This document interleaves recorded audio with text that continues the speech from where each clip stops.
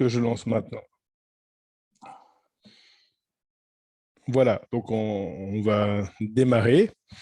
Merci à vous d'être à nouveau là pour certains, peut-être d'autres sont là pour la première fois. Donc, merci de nous avoir rejoints pour ces webinaires de la pause de midi. L'objectif aujourd'hui et dans ces lunchinaires, c'est de pouvoir en 1 heure ou moins passer sur différents sujets.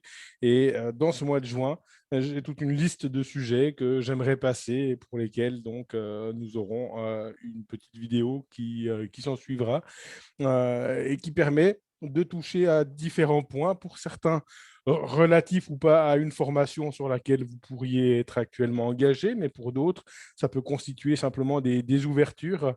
Donc aujourd'hui, nous allons discuter de l'authentification et du modèle utilisateur dans un projet Django. Alors ici, pour bien mettre les choses dans leur contexte, je vais essentiellement discuter d'un projet Django classique avec une authentification donc sur la base d'un mot de passe, d'un email ou autre. Et je ne vais pas parler spécialement de l'authentification sur une API REST, même si c'est fortement lié. Et il y aura un autre lunchinaire où on parlera de la question de l'authentification sur une API REST, par exemple réalisée en Django REST Framework ou avec Flask pour varier les plaisirs. Mais aujourd'hui, on restera sur vraiment le sujet Django. Alors, ici, nous sommes sur la page de documentation de Django liée à l'authentification et en particulier liée à la personnalisation, oui, donc aux customisation du modèle utilisateur.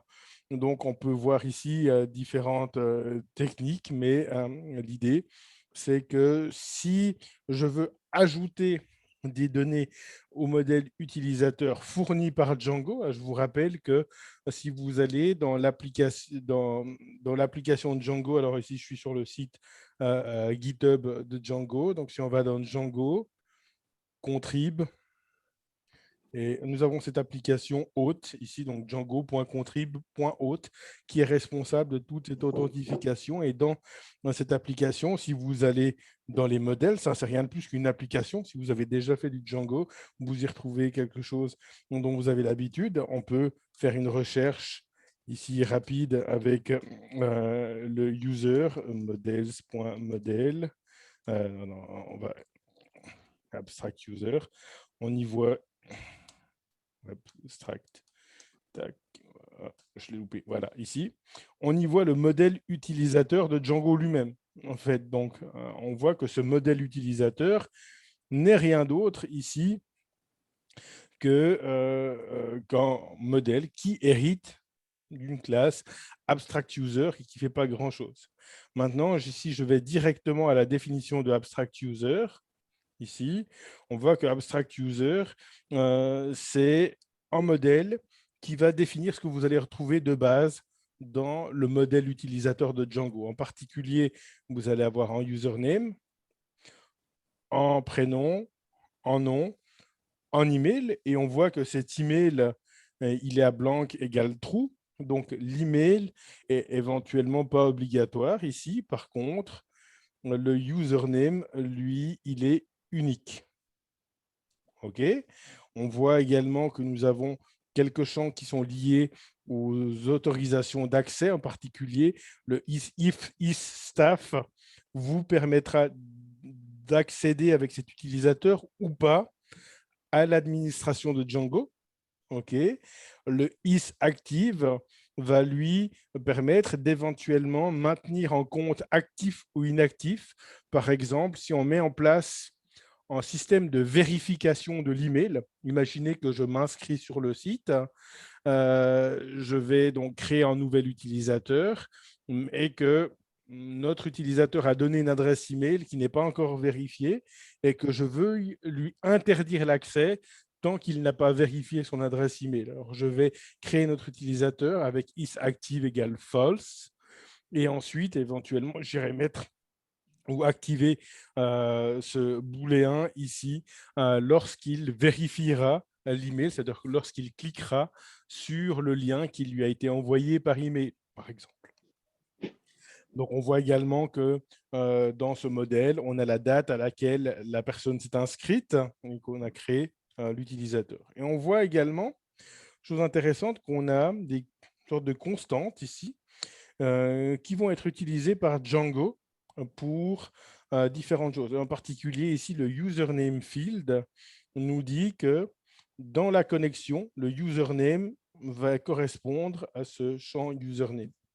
En fait, ça va être ce username field, c'est l'identifiant que vous utilisez pour vous connecter. Donc, par défaut, en Django, vous allez vous connecter avec un username et un password. Donc, première chose, c'est éventuellement ce que vous voulez, mais sur beaucoup de sites, c'est éventuellement pas ce qu'on a. Par exemple, si on va sur GitHub, on a la possibilité sur GitHub de se connecter soit avec un username, soit avec son adresse email. Parfois, on n'a pas toujours, on ne se souvient pas de quel username on a mis. C'est parfois pratique de se connecter avec l'adresse email.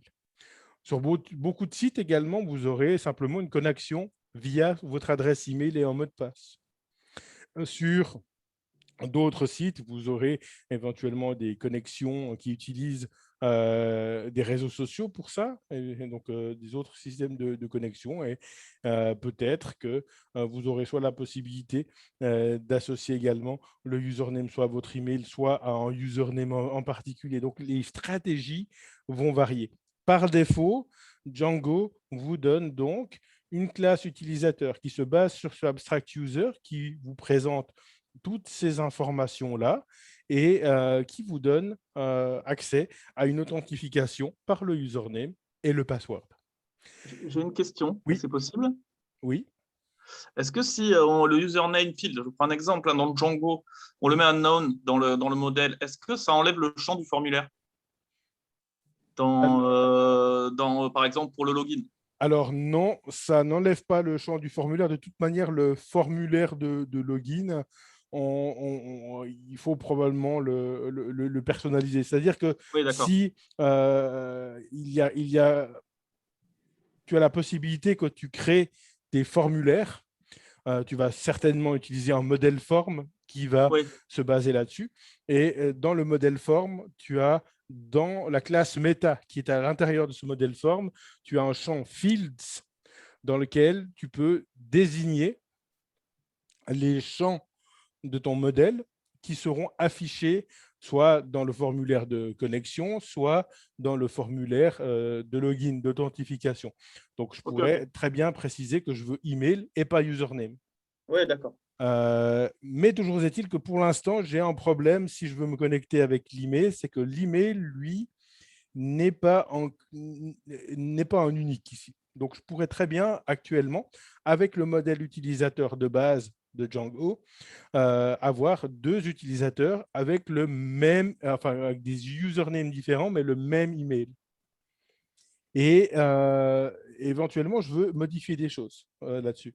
Et également, ce que je voudrais éventuellement pouvoir modifier, c'est est-ce que j'aurais, par exemple, besoin de l'âge de mon utilisateur ou de sa date de naissance? Est-ce que je veux lui associer un avatar? Est-ce que je veux lui associer toute autre information intéressante pour le domaine métier de mon application qui ne serait pas dans ce modèle utilisateur par défaut? Donc, de ce point de vue-là, on va peut-être avoir à adapter ce modèle utilisateur à notre application. Et si ce n'est pas tout de suite, c'est potentiellement en cours de projet que je risque de réaliser que j'ai besoin d'ajouter des informations particulières à notre modèle utilisateur. Donc, une bonne pratique dans le développement de Django, ça serait dès le début du projet, dès que je crée le projet, de quoi qu'il arrive, créer un utilisateur. Mettons que je crée une application pour gérer mes utilisateurs, je crée un modèle utilisateur. Et je dirais qu'au pire, je peux faire exactement comme fait Django ici. J'hérite de abstract user. Ça va me donner donc un utilisateur qui fait exactement la même chose que l'utilisateur de base de Django. Okay. Si je veux apporter des modifications, lui ajouter des champs, je pourrais. Donc, je vais hériter de abstract user lorsque je suis content avec le modèle offert par Django, mais que j'ai des choses supplémentaires à ajouter, comme discuter l'âge en avatar ou des choses qui concerneraient le domaine métier de mon application.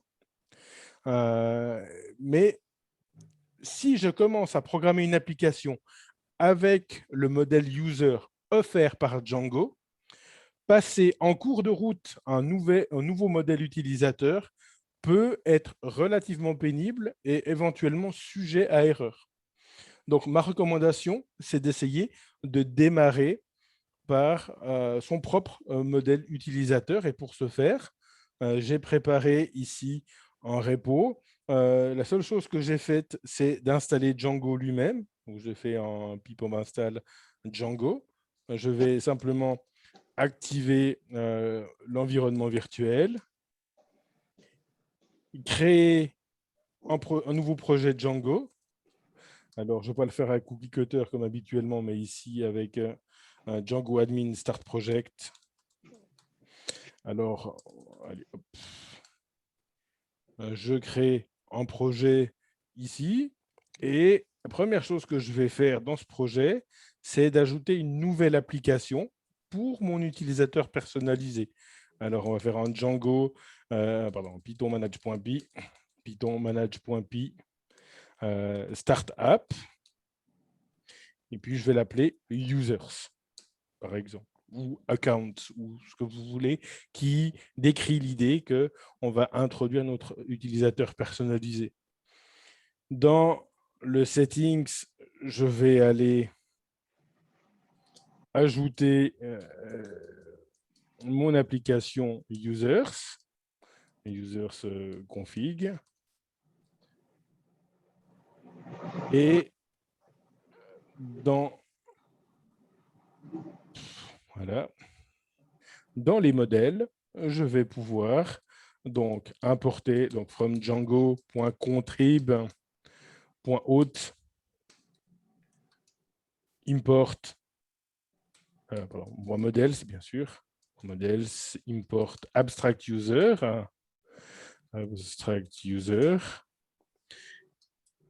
Et puis, on peut créer notre propre classe utilisateur, user, abstract user.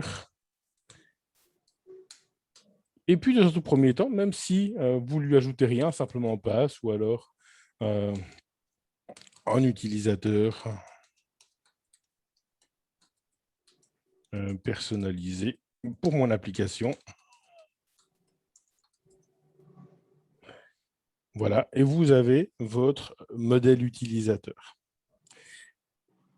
À partir de là, on va faire tout le chemin nécessaire pour mettre en place le minimum pour que tout ça soit reconnu. Donc, la première chose, pour que ce soit reconnu du côté de Django, ça va être d'enregistrer mon nouvel utilisateur, mon nouveau user ici. Alors, ça, c'est si je veux l'ajouter à l'admin. Donc, si je veux, dans l'admin, pouvoir gérer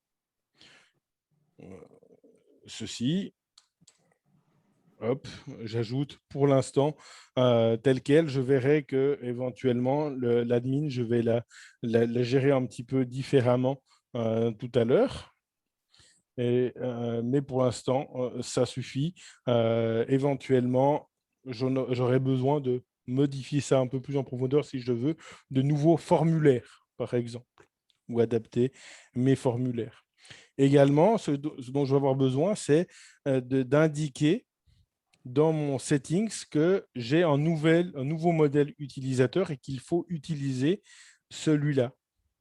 Alors, si on va directement dans nos settings, par exemple, tout en bas ou à l'endroit que vous avez décidé. Donc ici, custom user. Et puis, je vais indiquer donc, le nom de l'application qui contient mon utilisateur personnalisé et le nom de ce modèle utilisateur, ici. Voilà, retournons dans cette documentation. Et ici, si vous naviguez dans cette documentation, vous allez voir plusieurs choses auxquelles faire attention. Et ça va vraiment être important que vous y fassiez attention.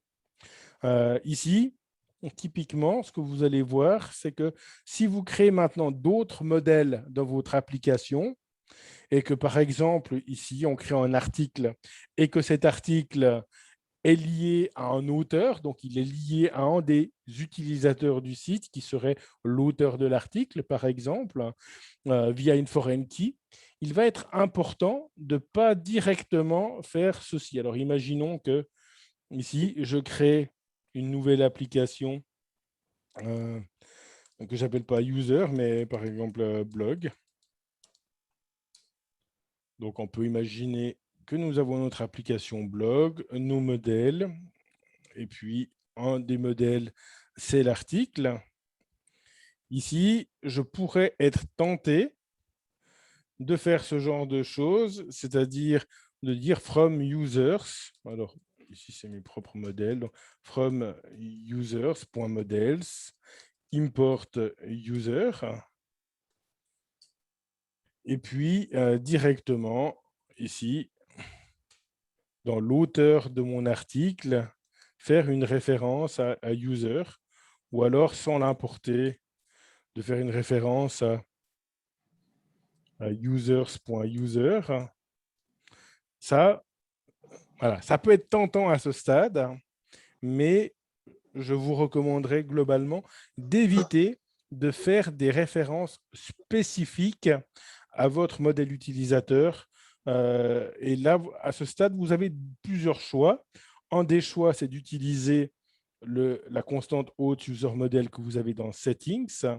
Donc ici, pardon, hop, je vais enlever le truc de zoom. Voilà.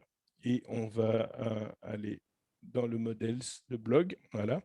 Donc, une des approches, ça va être d'importer from django.conf, donc la configuration, import settings, et qu'ici, plutôt que de faire référence explicitement à votre utilisateur personnalisé, systématiquement utiliser settings.auth user model. Alors, hop, auth user model.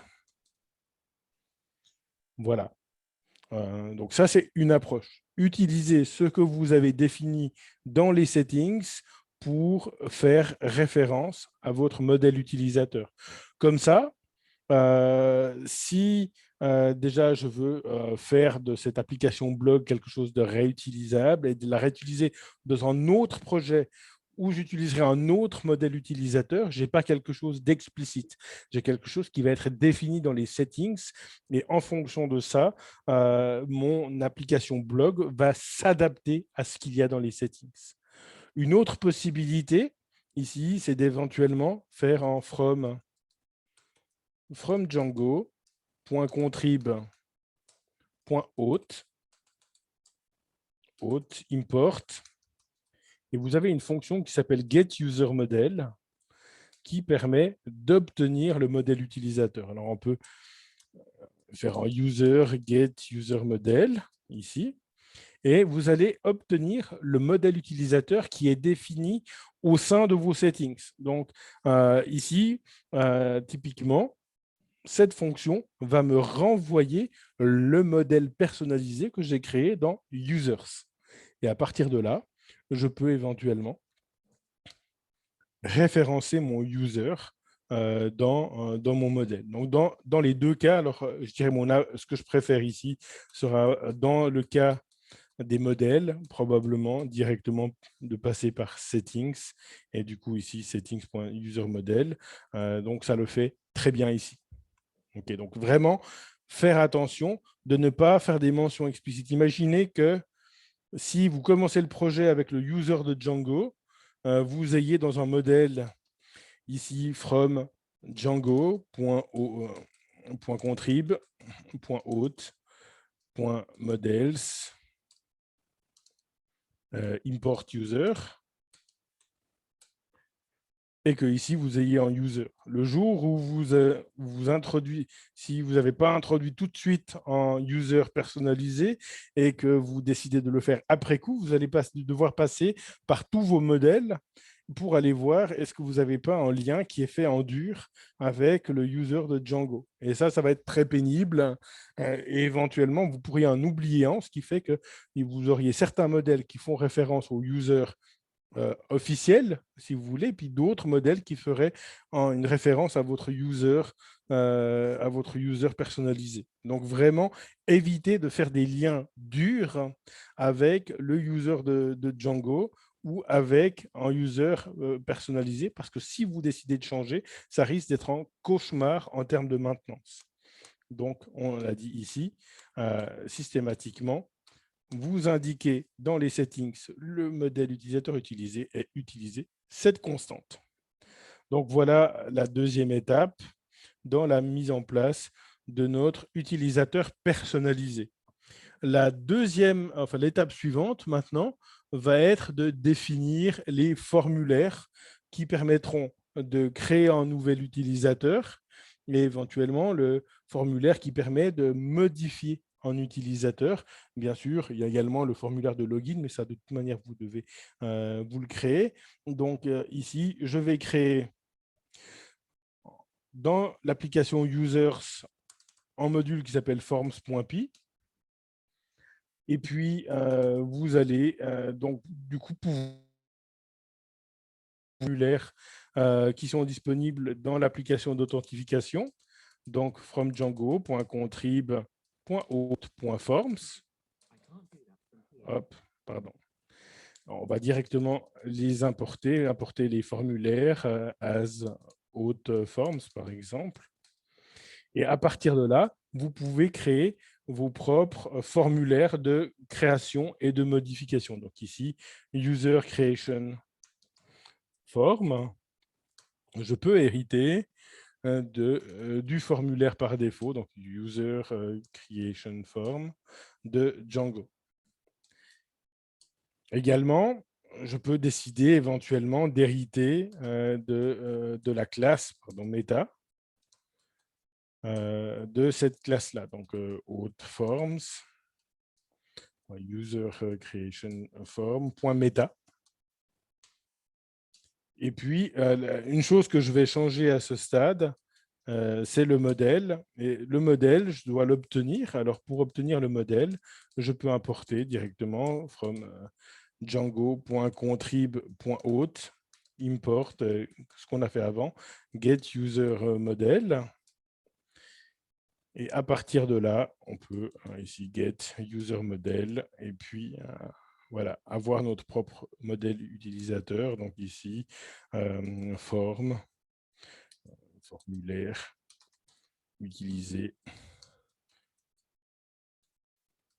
pour la création de nouveaux utilisateurs.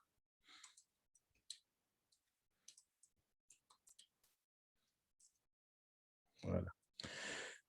Voilà, donc j'ai le formulaire de création. Je vais pouvoir faire également un formulaire pour changer des informations, donc auth forms, et puis ce sera le user change form que je vais personnaliser.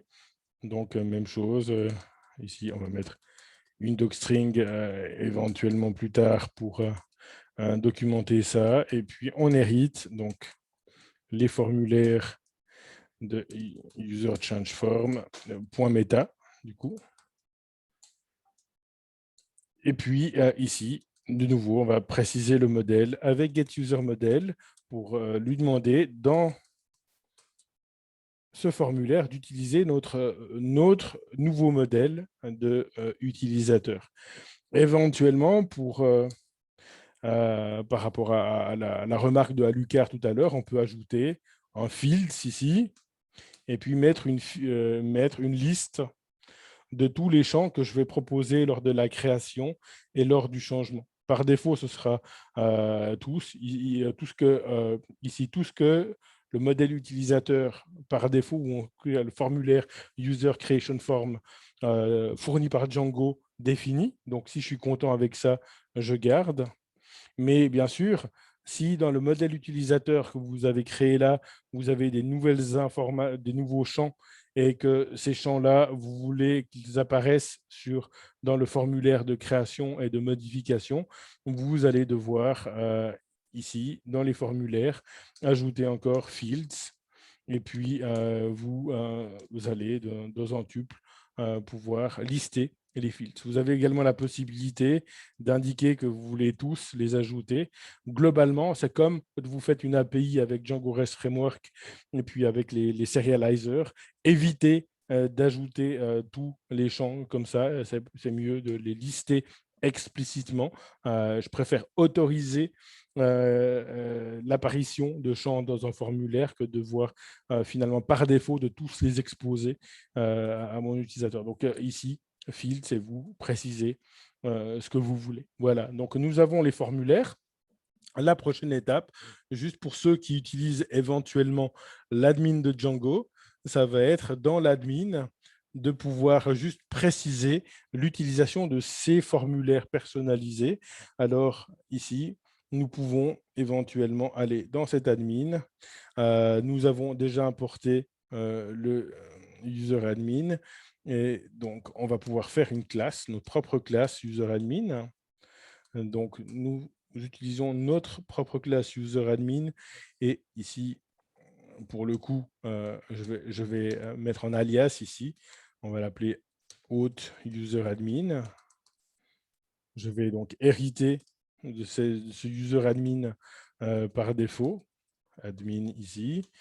Et puis, je vais aller préciser certains points à l'intérieur, en particulier add form ici, pour ajouter ou créer de nouveaux utilisateurs depuis l'administration.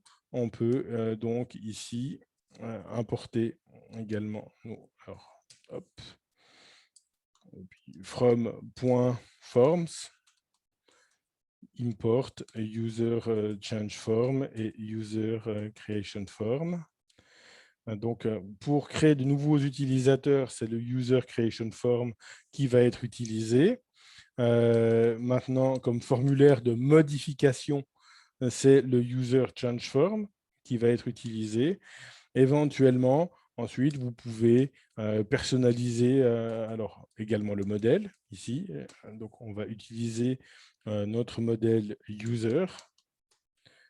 Alors, la question ici, c'est qu'on est au sein de notre application Users. Donc, on pourrait un peu se permettre éventuellement de faire des références directement à tout ça.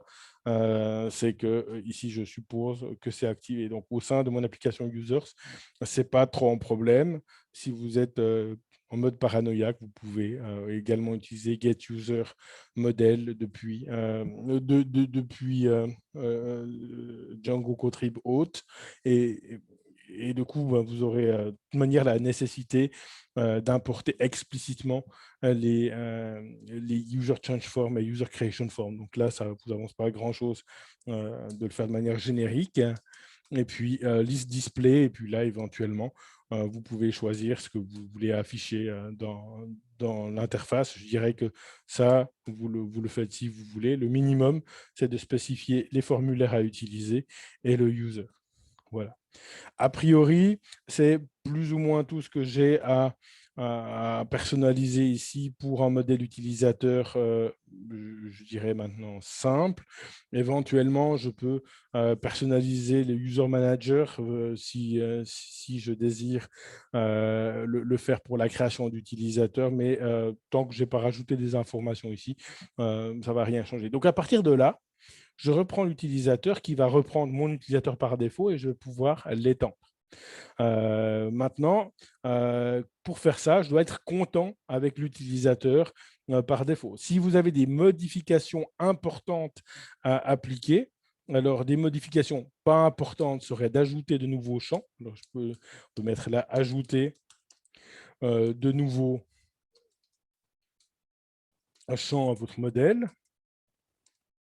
au modèle, toujours en supposant que je suis content avec les champs du modèle utilisateur existant. Donc, je vais juste ajouter. Éventuellement, si vous voulez vous connecter avec l'email, vous pouvez définir ici username field, ouais, voilà. Dire que vous voulez utiliser l'email. Du coup, si vous voulez faire ça, il faudra rendre l'email unique. Donc, éventuellement, vous pouvez ici redéfinir models.emailField et puis donc user email et puis bien préciser que vous voulez que cet email soit unique, true, pour éviter que deux utilisateurs aient le même email. Sinon, vous ne pouvez pas vous en servir comme identifiant, par exemple. Si vous avez maintenant besoin d'aller plus en profondeur dans la modification de l'utilisateur, alors c'est ici que rentre en jeu donc le abstract base user. On voit que abstract user, ici, hérite lui-même de à la fois abstract base user et de permission mixin. Donc, si vous voulez recréer votre propre utilisateur personnalisé, vous avez également la possibilité d'hériter de ces deux classes. Permission Mixin va gérer, vous ajouter automatiquement tout ce qui est nécessaire pour que votre utilisateur soit compatible avec le système de droits et de groupe et de permission de Django. Donc, n'oubliez pas le permission mixin. Et puis, l'abstract base user, il va juste finalement vous rendre votre modèle compatible avec le système d'authentification de Django. Donc, vous avez pas mal de mécaniques de bas niveau qui va être mise en place. Mais si vous héritez de ce abstract base user, si on va à la définition, hop, abstract, est-ce qu'on l'a là, un contrôle F, abstract base user cette fois. Hop, il est défini dans un autre. Voilà, je crois qu'on y est. Voilà.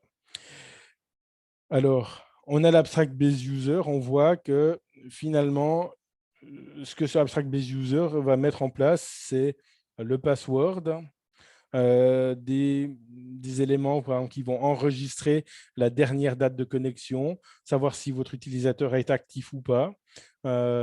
Typiquement, il va implémenter la méthode save par défaut et puis quelques autres méthodes et propriétés qui sont utiles comme le set password et le check password pour vous assurer que vous allez chiffrer le mot de passe et tout ça. Donc ici, vous avez toute la mécanique de bas niveau de votre utilisateur, mais vous avez pratiquement aucun champ. Ça veut dire que vous n'avez aucune obligation de mettre en nom et en prénom. Donc, vous pourriez créer un utilisateur qui n'a pas de nom, pas de prénom, qui a juste un email, puis qui a plein d'autres informations. Donc, en fait, l'idée, c'est que si vous n'êtes pas content avec les informations contenues dans le abstract user ici, vous pouvez hériter de abstract base user et de permission mixin. Permissions mixin. Donc, il va falloir importer. Donc, ici, notre abstract base user, si je reviens à ce que nous avions tout à l'heure, donc c'était abstract user cette fois. Hop, on voit que nous avons le permission mixin. Si vous allez ici, vous l'importez directement. Alors, hop. Il n'est pas importé, donc il est directement depuis ce fichier-là. Donc, depuis Django, contrib, auth, models, permission mixin. OK.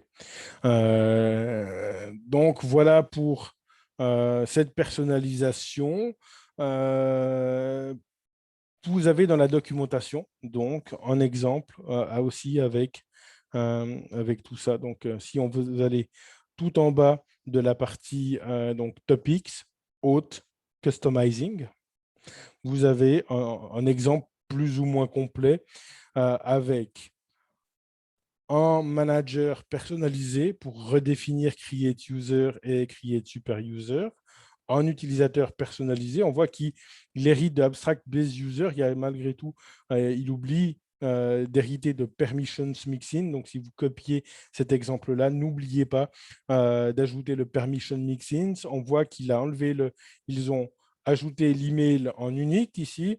Ils ont enlevé le nom et le prénom de l'utilisateur qui ne les intéressent pas. Ils ont demandé une date de naissance et ils ont toujours le isActive. Ils ont ajouté un isAdmin. On retrouve le username field. Les required fields sont les fields qui seront demandés quand vous faites python manage.py create super user. Alors, ce qui est listé là, par exemple, si je fais un python manage.py create super user, les différentes questions qui seront posées à l'utilisateur vont inclure la date de naissance. Voilà. Et puis, quelques autres méthodes. Et puis, même chose qu'on a vu avant, les formulaires, le user creation form, le user change form, la user admin, éventuellement, si c'est fortement modifié, avec les list display, list filter, les field set, etc. Donc, on peut vraiment modifier en profondeur tout ça.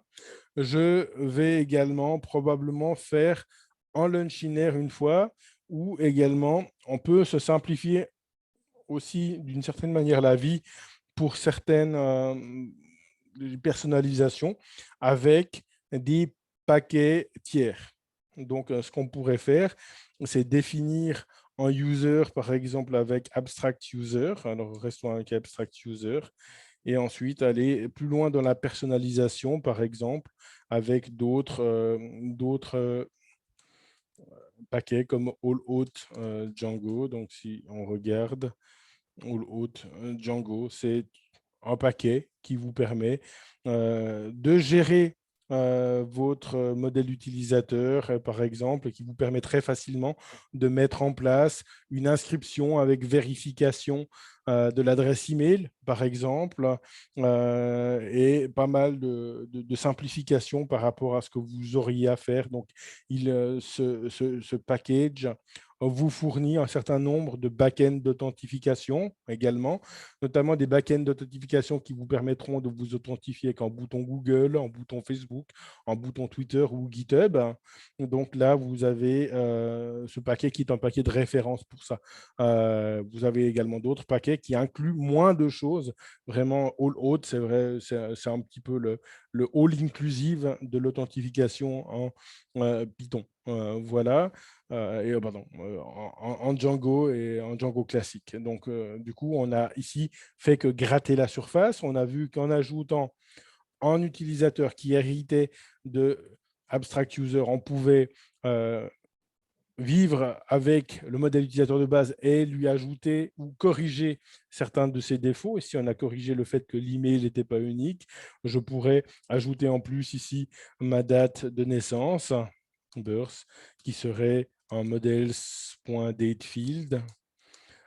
Ici, user date of birth, par exemple, et qui serait ensuite à remplir. Mais je précise dans username field que je veux me connecter éventuellement avec autre chose que le username. Si je ne mets rien, ça veut dire que j'accepte d'utiliser le username comme champ de connexion, en quel cas, je n'ai pas besoin que l'email soit unique. Si je veux malgré tout un email unique, je vais pouvoir le faire.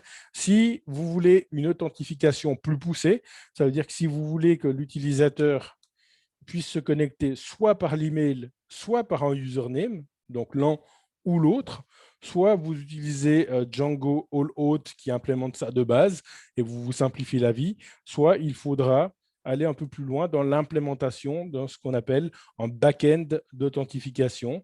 Donc, vous pouvez faire une recherche là-dessus. Peut-être qu'on fera également une fois un webinaire à ce sujet. Donc, Auth back-end. Ici, donc, vous avez probablement un exemple dans cette documentation-là. Et donc, la possibilité de créer son propre back-end d'authentification, par exemple, un back-end qui ferait que lorsque j'utilise la fonction Authenticate pour authentifier mon utilisateur, je vais pouvoir l'authentifier, lui fournir non pas seulement le username ou seulement l'email, mais les deux ou un des deux. Et puis, en fonction de celui que j'ai fourni, il va aller vérifier soit dans le username, soit dans l'email pour avoir une double méthode d'authentification, en fait, l'un ou l'autre, par exemple. Donc, si vous avez besoin donc, de pousser un petit peu plus loin la logique d'authentification, les back-ends d'authentification seront votre ami. Vous avez ici dans le code de Django, j'utilise souvent le code de Django déjà pour lire du beau code. Je vous recommande, si vous apprenez Python, de ne pas seulement lire des tutos. Les tutos sont toujours avec des codes jouets, mais de prendre vraiment en main la lecture de vrais codes, de vous balader dans la base de code, d'aller regarder ce que c'est un back-end d'authentification en vrai. J'utilise un outil qui me permet, par exemple, directement dans GitHub, par exemple, de pouvoir aller directement à la définition d'une classe, par exemple, ou alors de faire une recherche.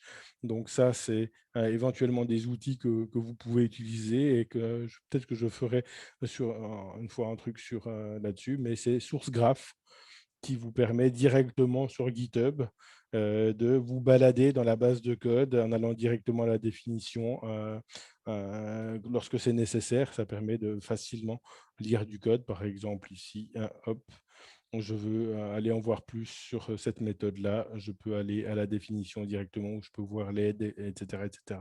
Donc, comme si j'étais dans une DE, mais vous pouvez très bien également prendre cette base de code, la lire directement dans Visual Studio Code ou dans PyCharm, et puis en apprendre plus sur Django. Alors, aller dans le code vous permet de comprendre comment sont faites les choses, comprendre comment personnaliser les choses, et en même temps, comprendre comment est écrit du code professionnel, comment est documenté le code professionnel. Quand Thierry vous dit mettre toujours des docstrings, vous voyez que dans le code Django, il n'y en a pas toujours. Il y en a souvent. Ici, vous avez vraiment un exemple grandeur nature de comment s'organise le code. Voilà, j'en ai terminé pour aujourd'hui dans les temps avec 15 minutes d'avance, ce qui nous laisse un petit peu de temps pour discuter si jamais vous avez des questions spécifiques à ce qu'on a discuté aujourd'hui. Mais ma recommandation, c'est dès que vous commencez un projet Django, utilisez un utilisateur personnalisé, même si c'est juste pour avoir une coquille vide. Quand le projet a une durée de vie qui dépasse celle d'un projet Open Classrooms, il est très probable que vous réalisiez à un moment donné que vous auriez eu besoin d'un utilisateur personnalisé. Mettez-le en place dès le début. Pour ceux qui étaient là au webinaire Cookie Cutter d'hier, on peut très bien créer son propre template de projet, son propre start project, si on veut, et puis directement faire que lorsque je crée le projet, cet utilisateur personnalisé est déjà mis en place avec les formulaires, avec tout ce qu'il faut. Donc, je vous mettrai en lien mon propre cookie cutter avec un projet simple Django qui met en place ce genre de choses. Donc, il est possible d'utiliser un outil comme Cookie Cutter pour ce genre de mini-projet Django, sans pour autant utiliser le Cookie Cutter Django de Daniel Greenfield, qui est quelque chose qui inclut tout ce qu'on pourrait vouloir faire en Django et qui est quelque chose dans lequel il faut vraiment rentrer si on veut pouvoir l'utiliser. Non, je vous encourage à construire le vôtre et puis éventuellement intégrer là-dedans. Donc, en utilisateur personnalisé, comme nous avons discuté aujourd'hui. Voilà. Alors, est-ce que vous avez des questions ou des sujets que je n'ai pas abordés et qui sont d'intérêt pour vous? Je ne sais pas si on m'entend. Oui. Oui, bonjour. Voilà, c'est au niveau entre les utilisateurs et les groupes d'utilisateurs. C'était pour avoir plus de précision au niveau du champ staff statut qui est dans les utilisateurs, et à savoir la différence entre un groupe qui aurait tous les accès, par exemple, en fait, pour la commande Django administration, pour la commande admin. Est-ce qu'il faut nécessairement que l'utilisateur soit en staff statut quand même pour pouvoir y accéder? Alors, en fait, on va, ça c'est donc géré dans les permissions. Le e-staff, c'est un petit peu encore quelque chose d'autre. Donc, le e-staff donne accès à l'administration. Les permissions qu'on met en place donnent des accès aux différents modèles.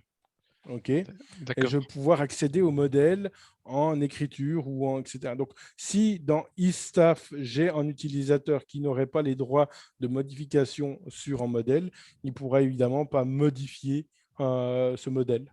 D'accord. Et donc, par Mais contre, eStaff, normalement, à moins que je me ouais, trompe, il va pouvoir accéder à l'interface d'administration. d'accord. Et ma question, du coup, c'était, par contre, un groupe, même s'il a toutes les permissions et tout ça, si l'utilisateur qui appartient à ce groupe n'est pas iStaff, il ne peut donc pas accéder À à... l'administration. Non. D'accord, ok. OK. Donc, les groupes vous servent à donner des ensembles de permissions qu'on définit au niveau du groupe et tous les utilisateurs de ce groupe vont recevoir de facto toutes ces permissions définies. Mais techniquement, eStaff n'est pas une permission en soi, mais c'est une sorte d'autorisation d'accès à l'interface d'administration. Donc, on pourrait très bien avoir des gens qui ont qui peuvent modifier un modèle depuis l'application, mais qui ne pourraient pas accéder à l'admin. Et puis, on pourrait avoir techniquement, quoi qu'il faut que je teste ça, des gens qui sont eStaff qui éventuellement, sur certains modèles particuliers, n'ont pas de droit de modification. D'accord. Ok, ben merci. Je vous en prie. Et du coup, comment ça se passe pardon, c'est Alucard, pour les permissions? Parce que moi, je sais faire enfin, on peut passer par l'admin pour faire les permissions par groupe, donc par l'administration. Enfin, ouais. Oui. Mais comment on fait sinon des permissions directement dans Django, dans le code? Parce que dans Django REST, ici, on crée un fichier permission.py, si je me rappelle bien. Et dans Django, est-ce qu'on les fait directement dans le modèle, en fait? Alors, ce qu'on va faire, par exemple, si on veut donner, si par exemple tous les utilisateurs qui s'inscrivent comme étudiants, par exemple, à une application qui gérait des étudiants et des enseignants, dans l'interface de création de nouveaux comptes pour un étudiant, je vais déjà lui attribuer un groupe. Donc, quand j'ai un utilisateur, j'ai la possibilité de lui ajouter un groupe et programmatiquement, lors de la création de son utilisateur, je vais lui ajouter un groupe. Ça va lui donner déjà un certain nombre de permissions Et ça, tu vas le faire qui par l'admin, seront. du coup. Ça, tu Voilà. vas le faire par l'admin. Non, non, non, non, non, programmatiquement. Ouais. Ah, d'accord, mais c'est ça ma question. Mais tu le fais où programmatiquement sur Django, là? Alors, sur Django, alors je n'ai pas le projet ici, mais si je fais une vue de sign-up, par exemple, dans la vue de sign-up de mon étudiant, de mon élève, Ouais. je vais, au moment où je crée son nouveau compte utilisateur, je vais aller chercher le groupe qui a déjà été créé en amont. Donc, le groupe lui-même, je l'aurais déjà créé probablement depuis l'administration parce que en tant qu'administrateur, j'aurais créé certains groupes, dont un groupe que j'ai appelé étudiant, par exemple. Et ce Ouais. groupe étudiant va déjà avoir certaines permissions. Moi, ce que je vais faire programmatiquement dans la vue de sign-up de mon étudiant, c'est lui ajouter ce groupe-là, le C'est-à-dire groupe que tu vas étudiant. surcharger la méthode save et que dans la méthode save, tu vas lui ajouter ce groupe-là? Non, je vais, si on regarde, par exemple, je pourrais faire une fois un truc sur les permissions et les groupes. Groups, Parce Django. que sur Est-ce que Django j'ai un REST, exemple? tu sais, tu vas directement dans les vues, pareil, Voilà. et tu rajoutes les permissions. Alors Mais là, ces permissions d'accès sont encore autre chose. OK. Parce il y a plusieurs choses, hein. Donc, les permissions dont je parle ici sont vraiment les permissions de lire ou de modifier un modèle en particulier. oui, d'accord. Maintenant, j'ai la permission d'accès. Un petit peu comme tu as le @login required ou le login required mixin si tu Oui, utilises vu basé sur les classes. Ça te oui, permettra de limiter l'accès à un oui. utilisateur à une classe. Mais tu as également d'autres types de décorateurs qui te permettent soit d'accéder à l'accès à un utilisateur qui aurait certaines permissions, donc l'accès à une vue qui aurait certaines permissions, soit l'accès à des utilisateurs qui répondent à une certaine condition. Alors ici, par exemple, il y a donc login, si on va regarder login required, Django, hop, on arrive dans le système d'authentification. On va regarder ici, login required, parce que ici, c'est le décorateur et normalement, tu as d'autres décorateurs. Est-ce que je les ai là Tu as directement? le fameux T'as login URL. Par Qui est exemple, tu as le user pass test ici. Ouais. Tu pourrais, via ce décorateur-là, il ne veut pas me le transférer à trouver, mais via ce décorateur-là, c'est un décorateur que je peux mettre sur une vue. Tu as, Ouais, tu as la même chose. Tu peux également l'utiliser comme décorateur sur la méthode dispatch d'une vue basée sur les classes. Et tu vas pouvoir lui passer une fonction dans laquelle tu as un test. Et puis dans ce test-là, tu peux tester n'importe quel aspect de ton utilisateur, y compris le fait qu'il appartienne à un certain groupe, par exemple, pour autoriser l'accès à une vue uniquement aux étudiants, par exemple, ou uniquement à autre chose. Donc ici, on voit ici User Passes Test. J'ai une vue, j'ai un décorateur, j'ai une fonction. Alors ça, c'est une fonction qui a été implémentée en amont ici. OK. Email Ah oui, check. d'accord.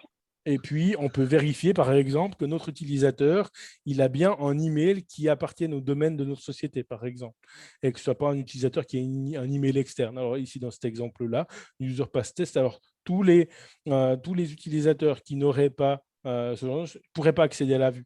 Je pourrais faire la même chose en Oui, d'accord. regardant si est-ce que le user, il possède une permission ou pas. OK. Donc, ça, c'est des tests qui me permettront directement de laisser l'utilisateur rentrer dans la vue ou pas. Puis après, j'ai les permissions, effectivement, qui sont également contrôlées au moment où je vais faire une écriture en base de données ou tout ça. Et si un utilisateur n'a pas la permission, par exemple, de modifier un modèle et qu'il essaye de modifier ce modèle et de faire un save après, il n'aura pas cette autorisation-là. Il ne pourra pas le faire. Il aura en lecture seule. Ça, c'est l'ORM qui va vérifier ça.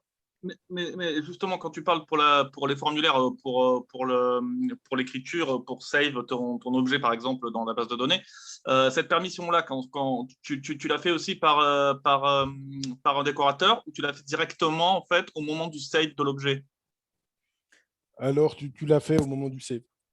Tu l'as fait au moment du save de Il faudra l'objet? que. Ouais. Il faut, peut-être que je vais essayer. Je n'ai pas encore décidé des thématiques de la semaine prochaine, Oui. mais probablement vu l'heure et vu la session de 13 heures qui va approcher dans 5 minutes, le mieux, c'est que je fasse un launchinaire une fois sur la gestion des permissions sur un site Django pour qu'on puisse aller plus en profondeur à ce niveau-là et qu'on regarde, le cas échéant, vraiment comment ça se passe.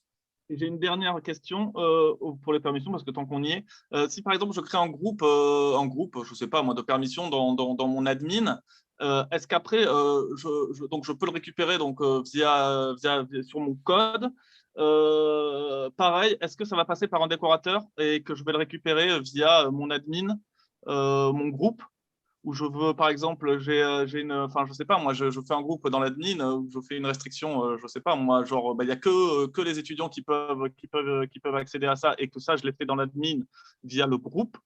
Est-ce que si je veux dans une vue spécifique, qu'il n'y ait que les étudiants qui peuvent accéder à cette vue-là, je peux récupérer du coup, via le code, mon groupe de l'admin, quoi. C'est ça ma question. Tu as des décorateurs qui te permettent d'accéder ou de laisser l'accès directement à des utilisateurs qui appartiennent à un certain groupe. Ou au pire, je peux toujours utiliser, moi j'utilise très souvent ce user pass test, parce que l'avantage c'est que je peux Ouais, ouais. écrire moi le test. Et puis dans ce test-là, tu peux vraiment faire n'importe quelle vérification. Ouais. Donc, dans ces vérifications, je peux vérifier que l'utilisateur a dans ses groupes étudiants, par exemple. Et dans ce D'accord, mais cas-là, du coup, tu dois. ça va faire passer que ça me permettra d'entrer que les étudiants. Du coup, tu as besoin de créer quand même une fonction quand même en amont pour après la mettre dans pass test, Oui, qui va être un peu ta condition de ici, restriction, quoi. maintenant, il l'a créé en amont ici. Si ma Oui, fonction fait une ligne, là, il aurait très bien pu utiliser une fonction lambda, par exemple. oui, d'accord. Donc ici, il n'était pas forcément dans cet exemple obligé d'avoir une fonction qui est définie séparément. Maintenant, c'est éventuellement un avantage de lisibilité. Donc, vraiment à voir selon les contextes. Tu as aussi pas mal de choses. Regarde dans la documentation par rapport au groupe. Il y a vraiment probablement des choses qui sont vraiment orientées permission et groupe pour l'usage avec les vues.